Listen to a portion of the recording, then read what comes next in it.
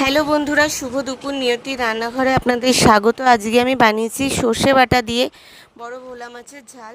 তো প্রথমে মাছগুলোকে আমি কেটে ধুয়ে নিয়েছি, তারপরে ওর মধ্যে অল্প একটু হলুদ গুঁড়ো আর নুন দিয়ে ভালো করে মাছগুলোকে আমি মেখে রাখবো। তারপরে আমি কড়াইতে তেল গরম হতে দেব। তেলটা ততক্ষণ গরম হোক। তেল গরম হয়ে গেছে, এবার আমি এক এক করে মাছের পিসগুলো ছেড়ে দেবো। প্রথমে আমি 4টে পিস মাছের ছেড়ে দিয়েছি। এবার একটু ভাজা হয়ে গেলেই উল্টে দেবো।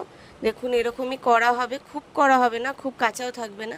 মাছগুলো আমার ভাজা হয়ে গেছে। এরকম পর্যায়ে মাছগুলোকে ভেজে তুলে নিতে হবে, খুব কড়া হলে মাছ খেতে ভালো লাগে না।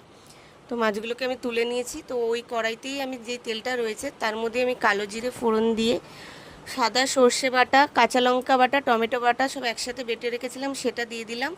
আর জিরের গুঁড়ো দিয়ে একটু নেড়ে নিই, হলুদ গুঁড়ো দিয়ে একটু ভালো করে নেড়ে নেব। একটু নেড়ে নিয়েই স্বাদ মতো নুন দিয়ে দিয়েছি, নুন দিয়ে একটু নেড়ে নেব। আর আমি একটু লঙ্কার গুঁড়ো দেব, যে যেমন ঝাল খান সেই অনুযায়ী দিয়ে নেবেন। লঙ্কার গুঁড়োটা না দেবেন সেটা যে যেমন খান সেই অনুযায়ী দেবেন। তো আমি লঙ্কার গুঁড়োটা দিয়েছি, কালারটাও ভালো এসছে আর ঝাল ঝালও হবে সেই কারণে।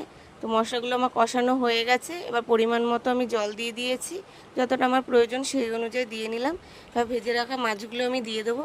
তো একটু নেড়েই নেব, হালকা হাতে একটু নেড়ে নিয়েছি।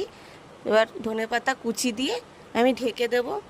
এই 6 মিনিট 5 মিনিটের জন্য মিডিয়াম আঁচে ঢেকে দেবো। দেখুন ফুটে উঠেছে আর মাছগুলোও আমার তৈরি হয়ে গেছে রান্না। তো কালারটাও কত সুন্দর এসেছে। আমি এবার নামিয়ে নেব। ভালো লাগলে লাইক শেয়ার কমেন্ট করবেন আর পেজটিকে ফলো করে আমার পাশে থাকবেন।